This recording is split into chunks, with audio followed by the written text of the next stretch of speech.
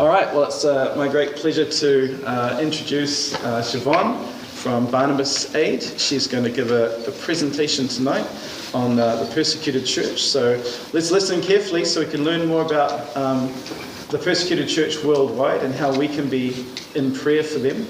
And thank you, Siobhan. Can you give me a hand?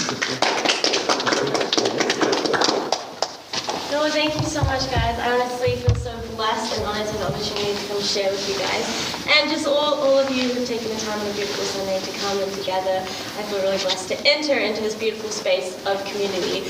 So my name is Siobhan O'Neill, and a little bit of background, I originally studied medicine, took a gap year, and ended up bumping into the CEO of Barnabas Aid at a little church. And she offered me an internship that has now turned into a role. So that has been such a blessing, and I've been with them a year. So I'm really excited to share more about the heart of Barnabas Aid and how we're working to unite together against persecution.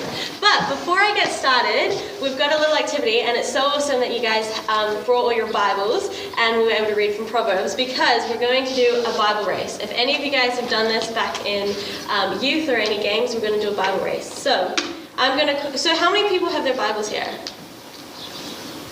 And how many people have Bibles on their phone or other way? Just one? Okay, because we can either do Bibles versus phone, racing to see who gets it first, or we can do kids versus adults. Because we have enough kids and we have enough adults. So I think we'll do kids versus adults just to make it a bit more thing. So we've got a few Bible verses, and the first one that we're going to race to find, just put your hand up once you've found it, and then you can either read it, or if you don't want to read it out, you can say pass and I'll read it out. So our first Bible verse is found in Hebrews 10, verse 23 and 25. Yep. Wow. We had a minute here. Yes. Hebrews 10, 23 and 25. Would you like to read it out for us, Daniel? Okay. Let us hold fast the confession of our hope without wavering, for he who promised is faithful. And let us consider how to stimulate one another to love and good deeds, not forsaking our own assembling together, as is the habit of some, but encouraging one another, and all the more as you see the day drawing near. Beautiful. Thank you, Daniel. So I just wanted to start with this verse as it calls about spurring one another on to do good works and to do good deeds. So thank you for reading that out. So we've got one to the adults, so one to the youth. We've got to bring it back. All right, our second verse, we've got Matthew 5, verses 10 to 12. Yes! We got one here. We got one here. Matthew 5. I saw this hand first. Over to you. Matthew 5, 10 to 12. Would you like to read it out? Harris family.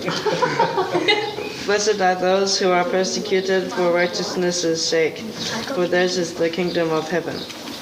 Blessed are you when others revile you and persecute you and utter all kinds of evil against you falsely on my account.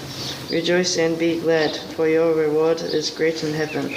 For so they persecuted the prophets who were before you.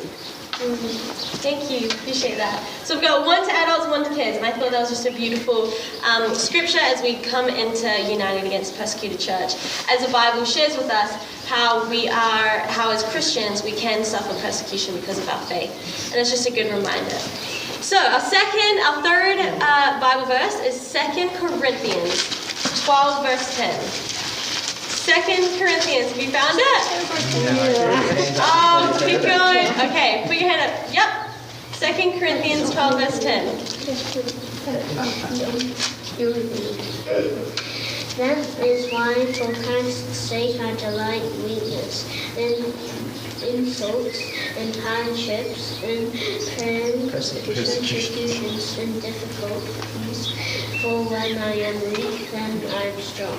That was awesome. Thank you. 2 to the youth. This is going good. Going good.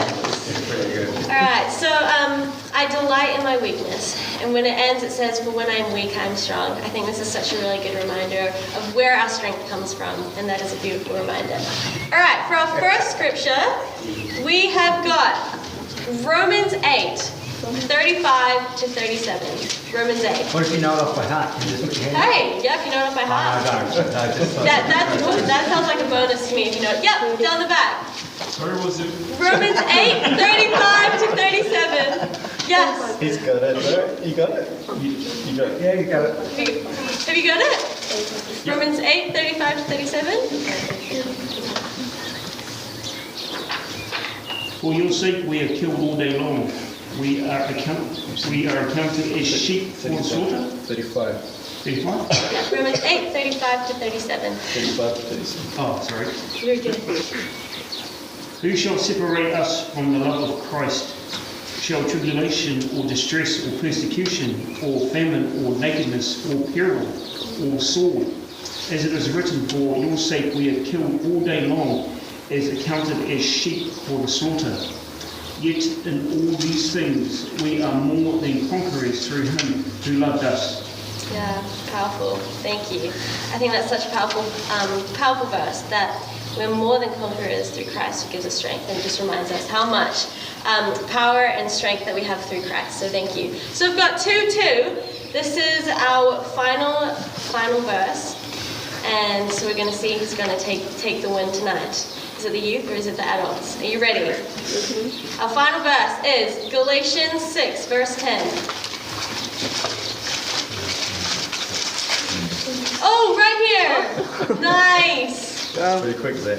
So then, as we have opportunity, let us do good to everyone, and especially to those who are of the household of faith. Beautiful. Thank you. So that's a big one for the youth. Thank you, guys. How can we beat the house family? They're quicker than Google. That's impressive. Satellite broadband, they're quicker than satellite. Yeah, I know. Maybe next time when I come back, you can get your Bible speed ready. Alrighty. Thank you so much for reading that verse out. I wanted to end with this verse because it is our founding scripture. And as it says, therefore, let us do good unto all people, but especially to those in the family of faith.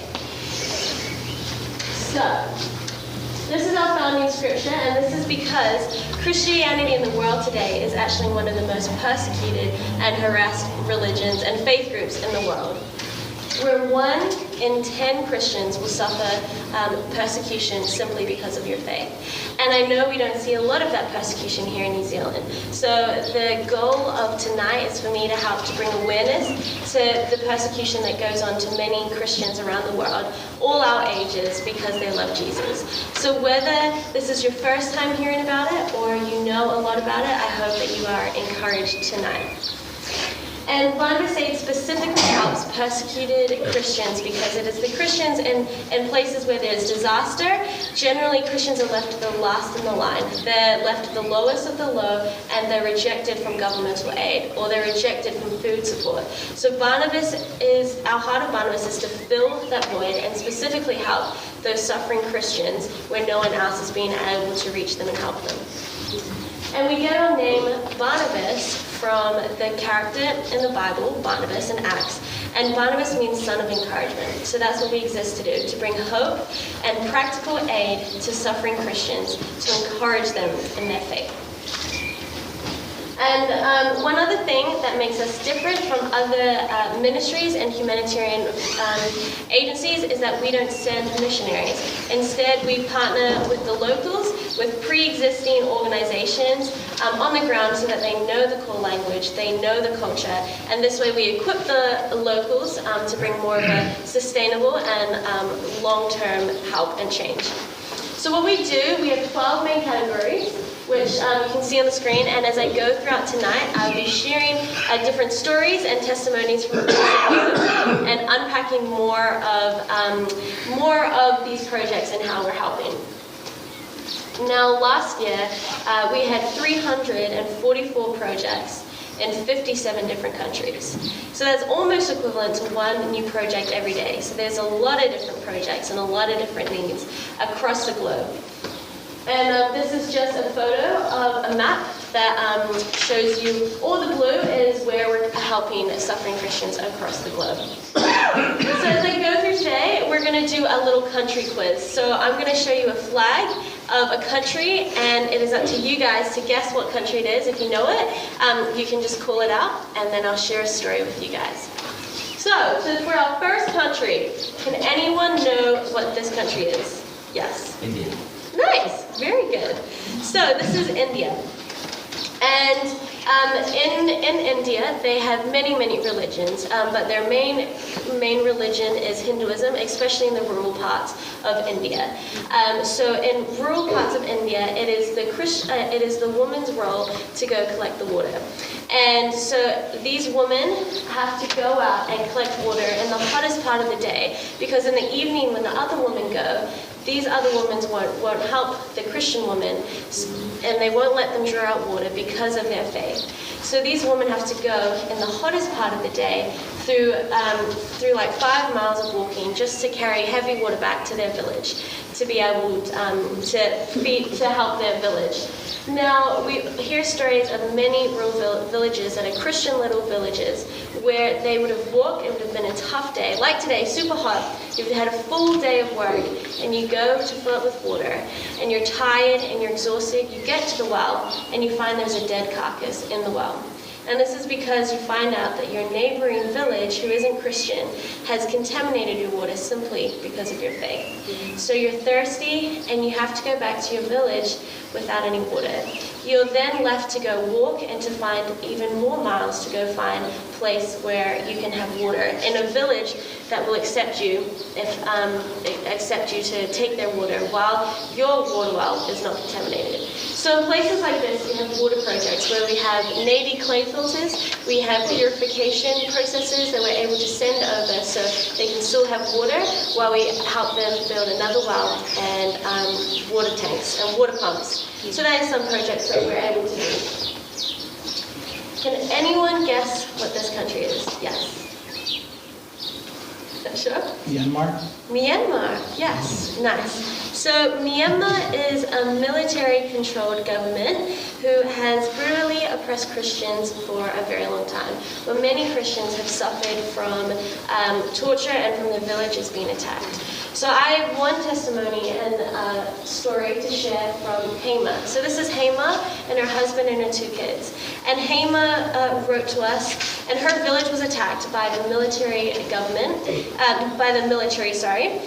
and so she was left to escape her home. And she wrote to us and said, every day and night, the military just fire heavy weapons, and they bombard our village. They even sent aircrafts and dropped bombs on our village. And the worst thing is, our soldiers entered our village and burnt down all our houses. We were so sad that all our belongings in our house were burnt down by the military. So Hema was one of many who her and her family had to escape suddenly from their village in order to save their lives. And what they did is they arrived to an internally displaced camp, or an IDP camp, where people can go when their homes have been destroyed. And you'd think that after they've just lost everything, they finally made it to this camp, that they would have time to grieve their losses and to get help. But once they got to this IDP camp, they found out that the people around them, because they were found out that they were Christian, had burnt down their shacks. They'd taken their food rations and taken their stuff. So they came here with nothing, and they lost even more. And this is just a heartbreaking story. And here, what Barnabas does is we work hard to send over aid to these places. We work through our local project workers who are on the land, and through that we're able to send over basic needs like food, like tarpaulins and cooking gear to help these families. And it's not always easy because they're in very remote places, that sometimes it takes several road trips and a 4-wheel drive or an oxen cart just to get the aid to them. But it is important to us because no one else is able to help these people. So thankfully we're able to do that with our project workers. This is just another photo of a grandma named Haya and her grandchildren. And I just think this is crazy that even grandparents at old ages, they have to escape to protect their grandkids in order to be able to survive. So this is another family that we were able to help. We set up, this is a photo of a jungle camp, safe haven that we set up in the jungle for a village that had been attacked, just to deliver aid through at one stage. So I want us to just take a moment. I want you to imagine having to escape from your home being destroyed and how that might feel.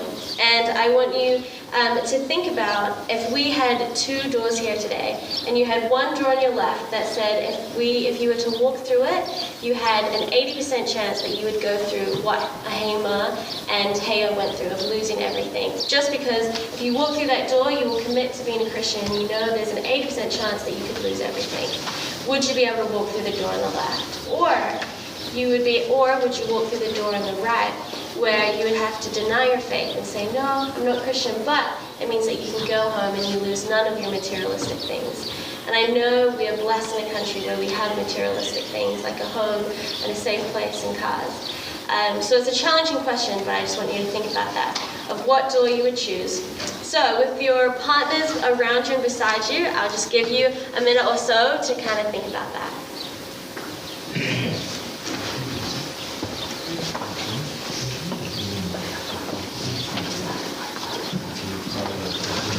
We're going to choose door number one. You lose all your stuff. 80%. Oh, the other one. Yeah. It's pretty hardcore thinking right now. Like suddenly I've got this choice to make. Do I just give up everything, or do I deny my faith?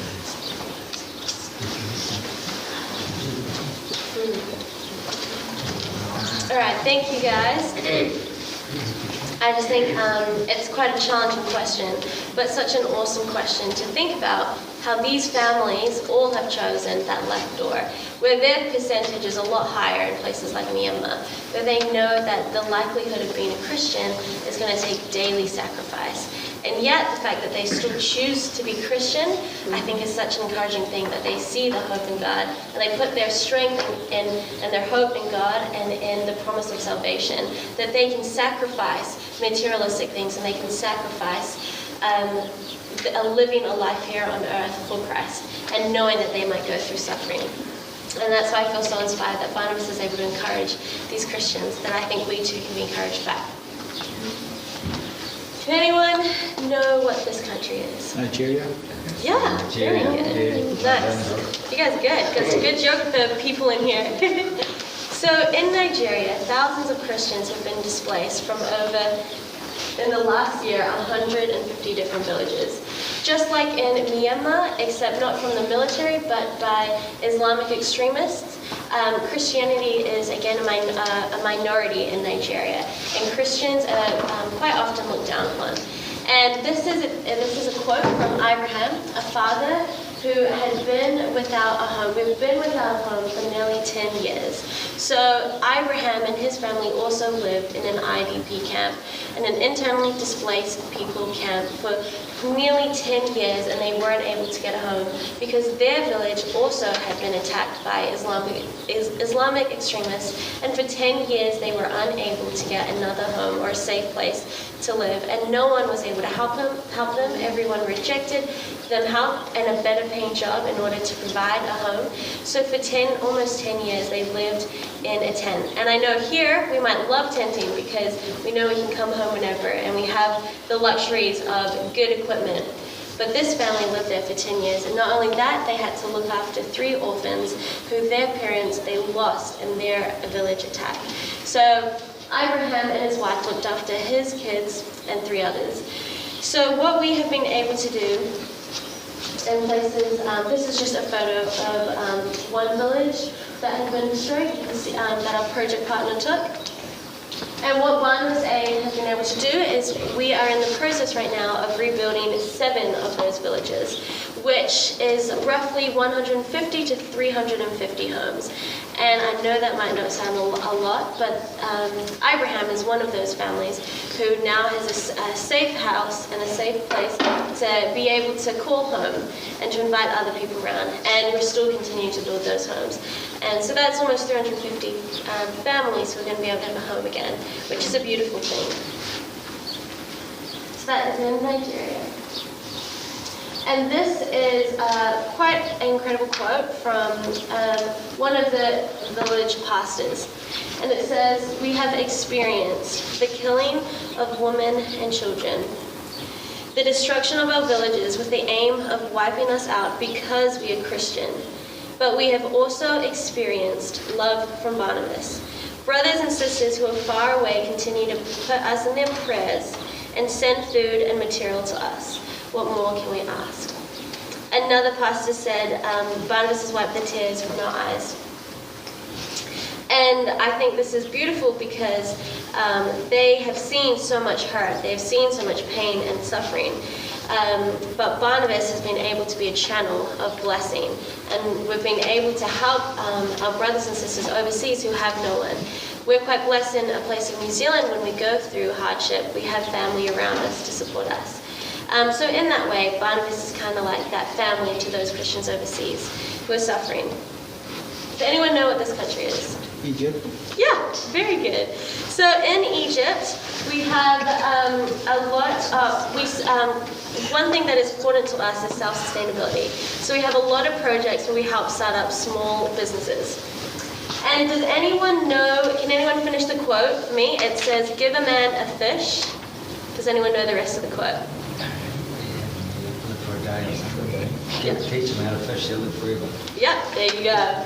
Something like that. So we've got give a man a fish and you'll feed him for a day. Teach him how to fish and you'll feed him for a lifetime. So yeah, Barnabas really believes in the benefit of self-sustainability. So Christians who are persecuted or despised, if we can help them through small businesses in one way, so that they can be self-sustained and they don't have to rely on a community and who will take advantage of them because of their faith, so that they can look after their families and have their faith and be self-sustained. It's something we believe in.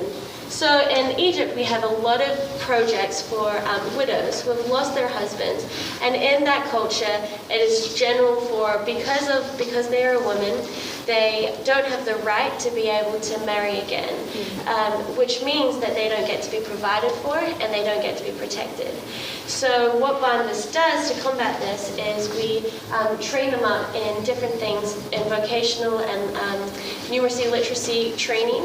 And this is a photo of a group of women that we trained up in sewing, so they could start their own small business in sewing.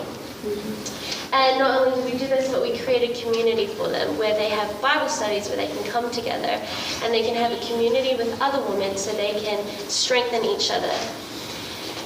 So they are not targeted. And we're able to send more support and aid to them. This is... Siobhan.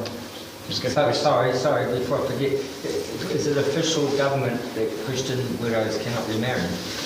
You know, I would have to fact check that, but it's just a general, if it's official government, I'm not sure, but in their culture, culturally wise, it's looked down, they're not allowed to be able to remarry, or it's despised, because if their husband dies.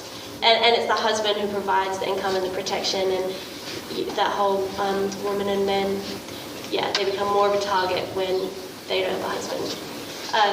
Sorry, that doesn't fully answer your question, but I would have to fact check that. I don't know, I can do it. Yeah, for sure. Thank you for asking. If anyone has a question, just put your hand up at any stage, and I'll do my best if I can answer it. So this is another photo of Mary, and she wrote and said, "To be a widow in such a gruesome and public way was not easy for me as a woman, and even more so as a pastor's wife, whose husband was killed by Barack Haram.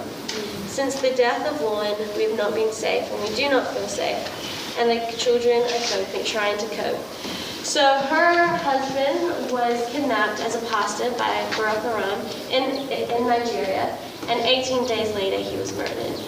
And again, because she was a woman and a pastor's wife, she was rejected from any aid, and she was left alone. So what Barnabas was able to do is we sent her financial support and helped her kids to continue to be able to go to school. In that way, just to encourage her. And she went on to say, "Barnabas Fund has been there right from the beginning, praying, and you have practically supported us. How I am grateful," said Mary. And this just reminds me of the scripture in 1 Timothy 5:1, where it talks about how we are to treat one another with kindness with absolute purity, and it goes on in 3 and 5 to say, to give proper recognition to those widows who are really in need. And the widow was really in need and left all alone to hope in God, and continues to pray day and night for God to help. So we really see this, and it's been incredible to see how Barnabas has been a channel, so that through her prayers we've been able to support her and bring that practical aid. Does anyone know? Yes. Pakistan? Yeah, good job. That's right. So in Pakistan, many Christians are, because of their faith, left to the lowest paying and most dangerous jobs. They're excluded from better paying jobs and left to the most dangerous. And one of these jobs is the brick kiln. And in the brick kiln, these brick kiln workers work 12-hour days plus in the absolute heat of the day, and they have to work by furnaces because they're building bricks all day long. And these brick kiln workers are paid a very, very low wage. And if something goes wrong, they have to take out, and they don't have enough money, if it's a medical need or something else, and they don't have enough money, they can take a loan out from their brick kiln owners. But then, the loan is then deducted from their wages and charged at an increasing high interest rate. So that means that every paycheck they have to pay back this loan with an increasing interest, which makes it virtually impossible for them to escape. They then become bonded to the brick kiln. They're unable to leave and to get another job. And if they're unable to pay it off, it's passed on to their children and the next generation. So they too are bonded to the brick kiln. Slavery. And it's a modern form of slavery.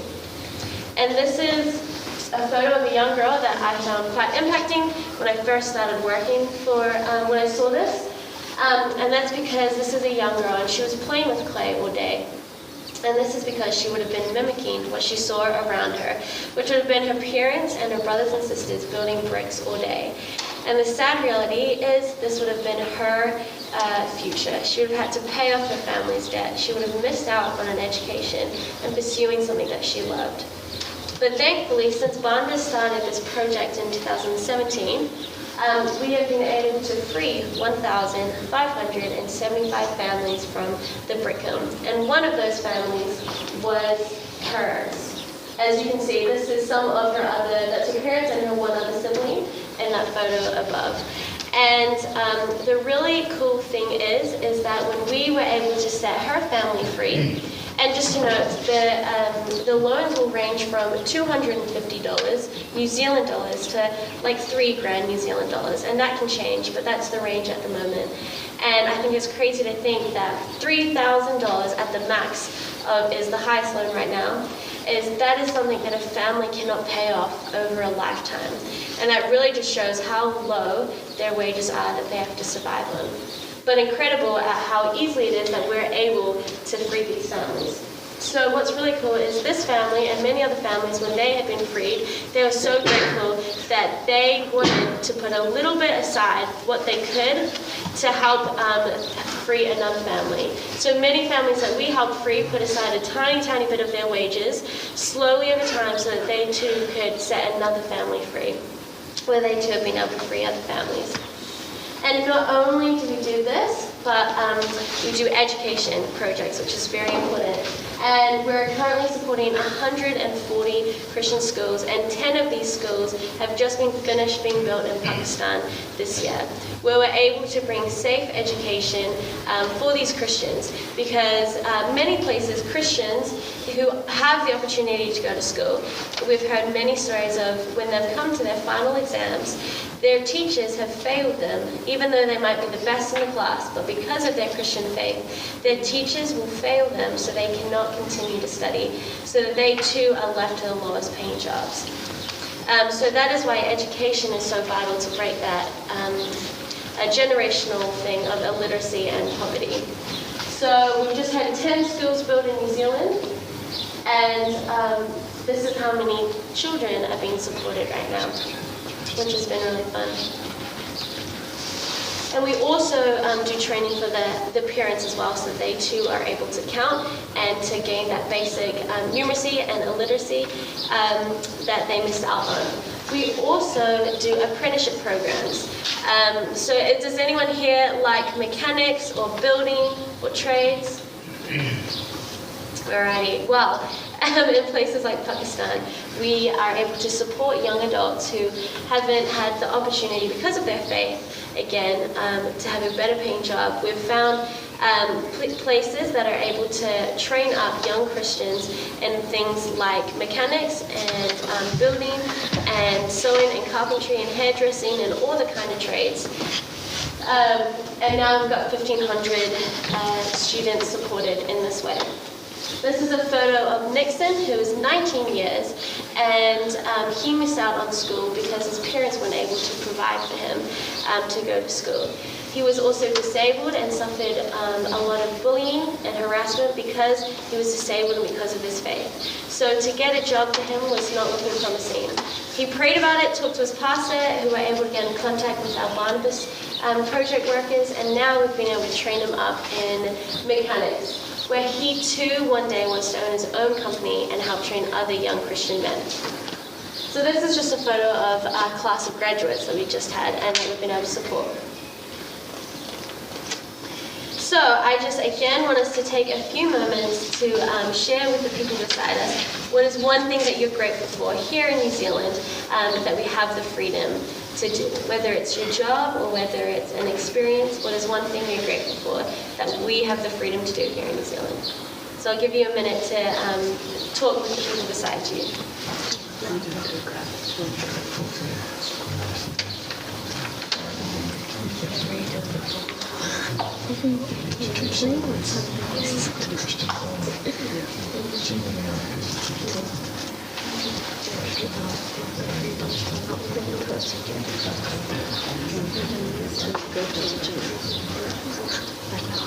Christians do when we fail.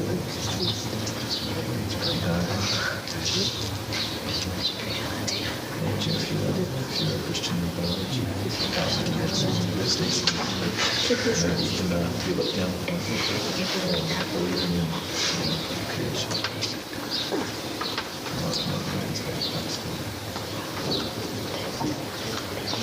All right, thank you guys. I hope you have a moment to share something of gratitude. Is there anything that anyone would like to share?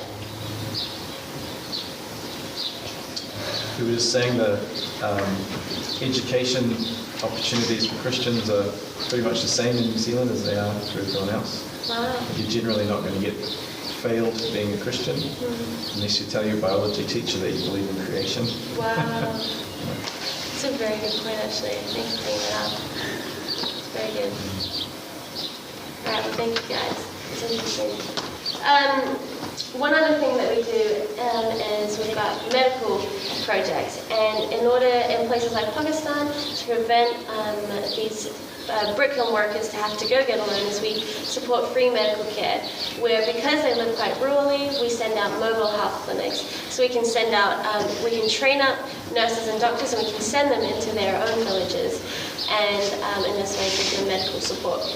We also do things and help with surgeries in places like Syria, where medical care has been quite hard through the wars. And this is part of our medical.give project. Can anyone know what this country is? Russia? No. Portugal? No, not Portugal. Bulgaria? Well, no. Not Morocco? No. It starts with M, and it is... Moldavia. Pardon? Come on, Googling it. No.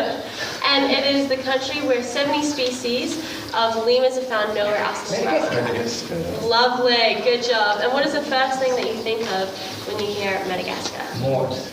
Yeah. Moors. There you go. Madagascar, the movie. And I know when we think of Madagascar, and it's very easy to associate it with dancing animals and lemurs and tropical nature. But in reality, Madagascar is actually one of the poorest and most least developed countries in the world. where the whole country is suffering from a food shortage and famine. And Christians in Madagascar are then left to the lowest of the line, and they're seen as not as important. So any relief that does come in, it is held back from the Christians first.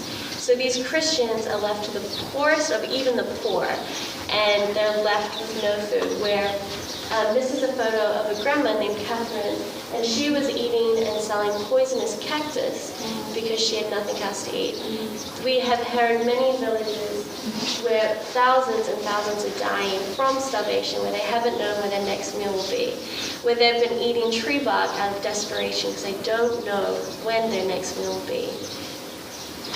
This is another heartbreaking photo that wrecked me when I first saw this, because these kids shouldn't have to worry about when their next meal will be and to suffer from persecution because of their faith. But one thing that I'm left with hope for is what I want to share with you next, which is what Barnabas is doing to help combat malnutrition.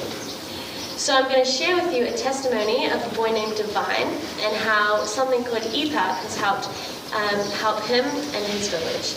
So does anyone want to guess what country he is from? What's his name?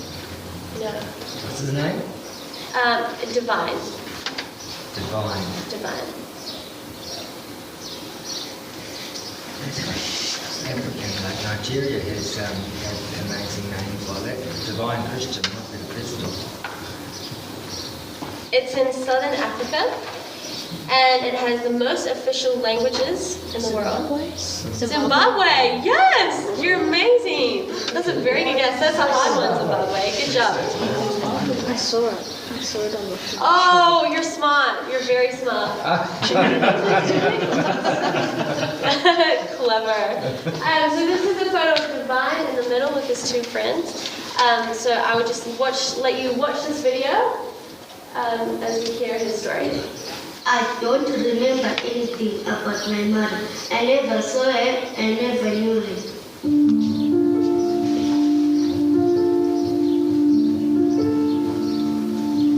Eight-year-old Divine lives with his grandmother and two older brothers in a small village called Dewe in Zimbabwe. His parents died from AIDS soon after he was born. It was really painful. I felt helpless as I was looking after my orphans without any support. HIV is widespread in Zimbabwe. Every year there are more than 33,000 new cases in the country. Even though the government has taken measures when it comes to treatment through ARVs, most patients don't have the right nutrition to support the medication working in their bodies. You've got to remember that HIV treatment is not just about medication. It's a three-legged pot. It's medication, it's lifestyle, and it's nutrition. If you don't have one of those three components, you're not effectively treating the condition. Divine's grandmother is a farmer and makes an income of less than $3 per day, which means all they can afford to eat is wild okra and maize meal every single day. Divine loves to go to school and wants to become a soldier when he grows up, so he can defend his country and its people. But due to poor diet, he suffered from malnutrition. This made it impossible for him to concentrate in lessons because his brain was starved of vital nutrients. But even in this suffering, he is happy that he has his grandmother with him. I'm not sad because my grandmother is taking very good care of me. He has a strong faith in Jesus, and along with his grandmother, goes to the Fountain of Life Church in Dewe. This is one of the 35 churches that Barnabas 8 partners with in Zimbabwe. So when they heard about the need in Dewe, they set to help. This is EPAP. It's an instant pre-cooked porridge that contains 24 essential micronutrients and 4 macronutrients to equip people with nutrient-dense food solutions necessary for healthy brain development, immune system functioning, and fighting infections. Our project partner Shelley says it's doing wonders in the lives of people, especially those suffering from hidden hunger. Locally, they'll eat a meal that's a great big mound of maize meal porridge with a little bit of vegetables, and if they're lucky and can afford it, some protein. So now the tummy rumbles again and they eat again. Why are they hungry so quickly? Because the body is saying, we need the vitamins and minerals. We don't just need the tummy to be full, we need the body to be given all the tools, all the petrol it needs to work efficiently. And that's the tiny little vitamins and minerals. So hidden hunger refers to not belly hunger, it's almost like body hunger. So it's to give the basic and most essential vitamins and minerals to keep people healthy and functional. Divine and his brothers love eating EPAP, and Divine says that he's regained the energy to go back to school. I love EPUB. It helped me feel full and now have the energy to run to school. The people of Delhi are so thankful to God for EPAP. It can be eaten by anyone over the age of 1, and babies are also benefiting from the nutrition in EPAP they receive through their mother's breast milk. EPUB is so lovely. It has really helped us as a family very much. My grandson used to fall sick often, but now after eating EPUB, they are strong and they have energy to run around. I am so grateful.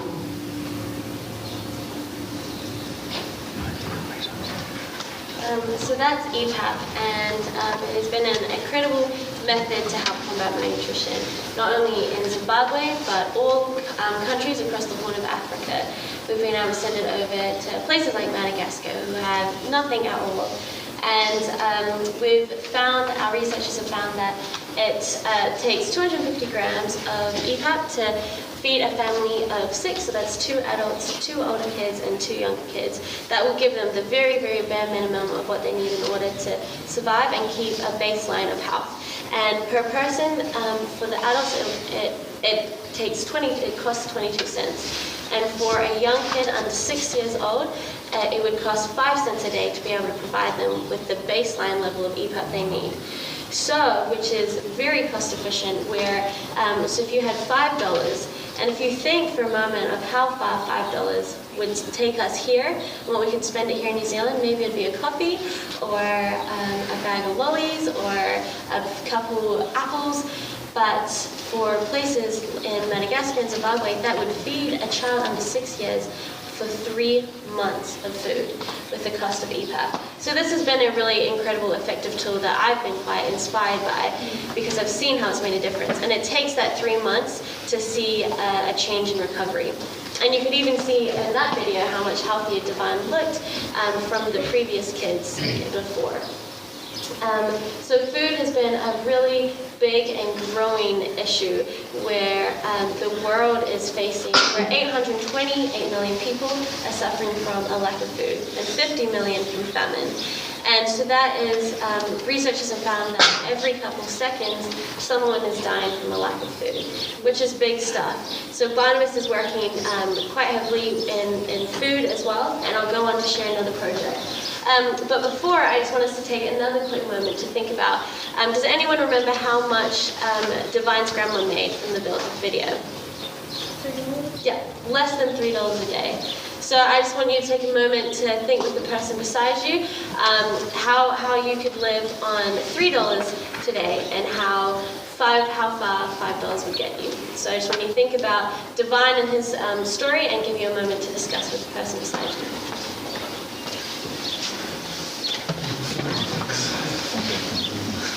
How much is a Big Mac? It's like $13. How much is a Big Mac? How much is one Big Mac?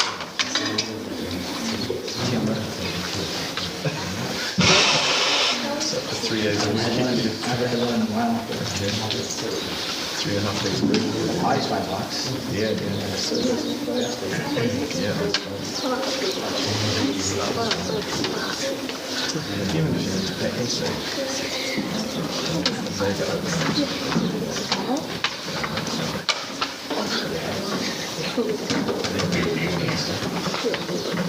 All right, thank you, guys.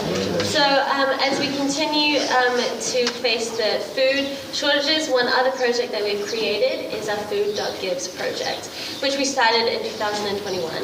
And this is a project where it's like an international food bank. So we have sent out boxes to different churches and different groups, and they've filled them up with specific food items where we have then been able to ship it over to countries.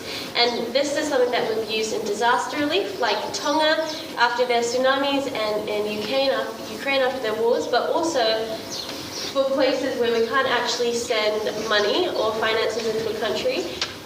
because of sanctions that are on the country. But we are able to send over aid. So this has been another outcome that we've been able to do. So this is a photo of Food.Gives in Zambia, and you can see these kids holding the boxes with specific food items.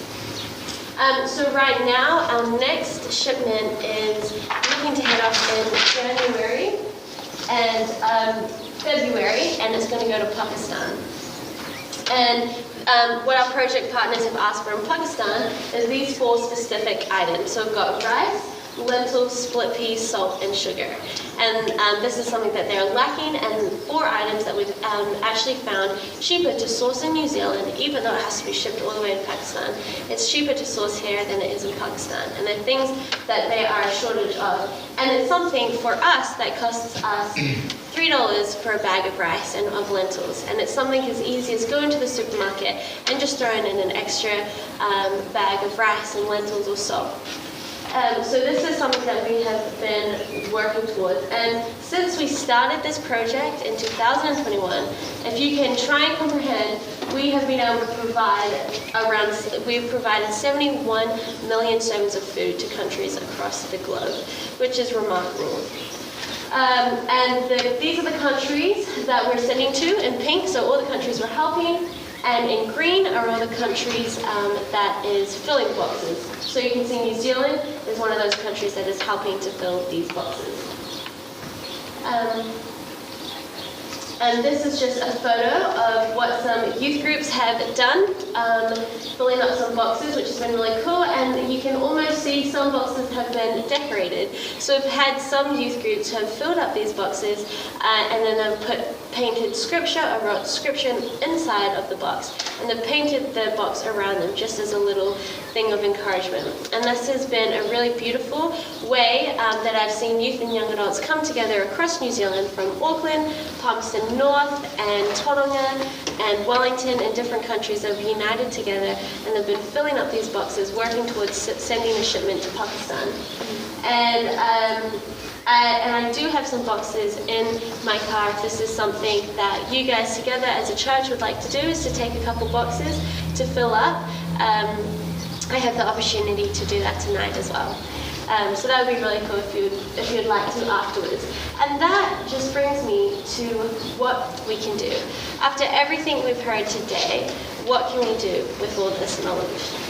And I think the first thing is to continue to think about it, to continue to feel for our brothers and sisters overseas. Quite a lot of the time it's easy to be out of sight, out of mind. We don't see it a lot in the media, but if we can keep ourselves informed, and once we have knowledge, we're able to do something about it. Prayer is the biggest thing that we ask for as a ministry, is the power of prayer, because that unleashes God's power and heavenly resources, and there's so much power in prayer. So what we have is, on the back table I've got a few free resources that you're welcome to take, and one of those is Praying for the Persecuted Church. And it goes through not all 57, but a couple of the countries that we've helped in the last year, giving you a story from the country and then a little prayer that you can become more aware, more informed of. And in the middle of every magazine, you will find a prayer journal, which you'll find a prayer journal in the middle, which gives you a day-by-day thing that you can, day-by-day little paragraph that shows you what you can pray for. So it makes it easier praying for the persecuted church. So that's just on the back table, which you're welcome to grab as well. Just make it back important. That's okay. Thank you.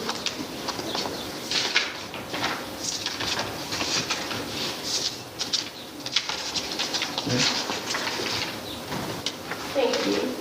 The other thing that we can do is speak about it. As I have today been able to be a small voice of awareness, we all here have the power of bringing awareness to those around us and sharing stories with others so we can together unite together and help the persecuted church. You can give as the Lord leads, and you can share in one way, any way that God's put in your heart. I know we all here have different callings, and God speaks to our heart in different ways. So for some of you, God might be calling you to another ministry, and that's beautiful. But if this is something that God has put on your hearts and you would like to come and share in whichever way, you're welcome to do that. And you can be creative with that. We've had other groups who have been quite musical, and they've done a classical Christmas concert, and their funds, they were able to free a family from the brick kiln, which was beautiful. And we've had Christian surfers. They have filled up some food duckers boxes. And so one practical way today is to fill up some boxes. So I can always grab those boxes from my car, and you'd have, like, we generally give a month. So we'll drop the boxes off here, and then we'll come and collect them in a month's time. And I've got some pamphlets at the back that show you exactly what you can put in the boxes. So if you'd like to take that, you're very welcome. If you'd like, you can grab some magazines from the back, and now we can just move into a time to connect. But if anyone has any questions, I'm welcome to open the floor up to questions. But again, I just wanted to say thank you so much. Thank you, Daniel, for all the work that you put in. I think it's beautiful that your church has got this mission week. Thank you guys for listening and participating. I hope you are not left burdened, but encouraged and inspired. And I just want to thank you for your time. But if anyone has any questions, I'd love to try and answer them. Yes? Let me just ask, I've heard of Open Doors in the UK. Is that quite similar to what you do? Yeah, so we've got Open Doors and Voice of the Martyrs. We are three organizations or ministries that help the persecuted church. So we all do slightly different things, but we all work together with the persecuted church. But I'm not sure if it's Open Doors. They just looks a little bit different. So they might send missionaries over to a country, or we might have specific different countries. But yeah, we all do the same thing. All have the same heart, really, just slightly different goals. Yeah, good question.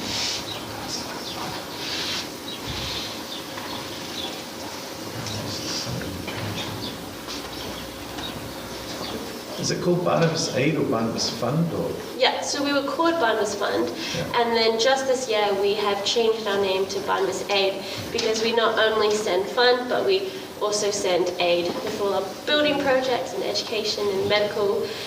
We have people that donate good quality medical equipment, and then we ship that over to countries in need as well. So we've just switched it to aid. But our trading name is still Barnabas Fund. So say our church had a couple of those boxes at the back there, so would individual families just raise their own money to buy their own rice or lentils or split peas? Or how do you suggest we do that? What other churches have done is we've just left, or youth groups, we've just had the boxes here, and then one family can take a box or however many they want, or if one family can't do a whole box, then they can share a box, and basically they take a box home, they fill it up, and once they've filled it up, generally we give a 1 month time frame, then they have a month to fill it up, and then they bring it back to church. And there just has to be an available space or someone's home that is okay to hold the packed boxes up until the month till we can come pick it up. So we've had that. Otherwise, we've had some places who, like in the South Island, when instead they have just put in tubs, or however they've wanted to collect it, they've just all brought together rice and dried lentils, and they've just sent up one big box, and then we'll put it into separate boxes. But the most general way is a family will take a box, split it up, and then bring it back and store it here for the church. Yeah? Can I also ask, are you guys able to access expired medications from pharmacies and hospitals and things like that as well to send over to? We're not allowed to send over anything expired, just because it's harder to, if it's expired or past the best before date, it makes it a lot harder to get through the logistics or the, what's it called, biosecurity customs. But we have had some supporters who we personally haven't, in New Zealand, haven't had connection with hospitals, but we've had countries in Germany, because we're across the globe, that have actually done that, and hospitals have... I've heard of that happening, but I don't know where they actually go, so I was just curious. Yeah, okay, so not in New Zealand. We have an outright connection with a hospital that will give us some stuff.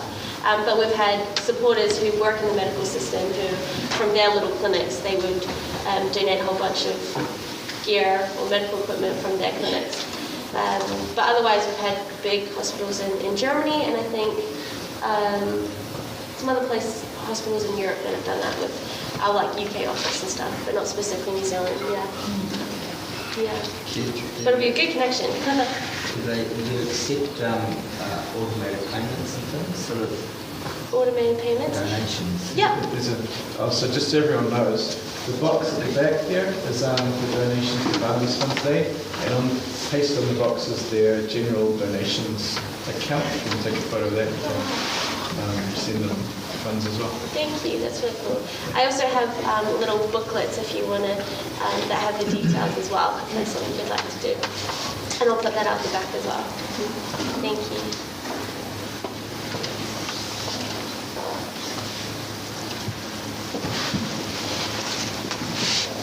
Any other questions? Awesome, thank you guys. I'll be hanging around for a bit after as well if you want to ask any more questions. Thank you. Okay, let's give Siobhan a hand for presenting.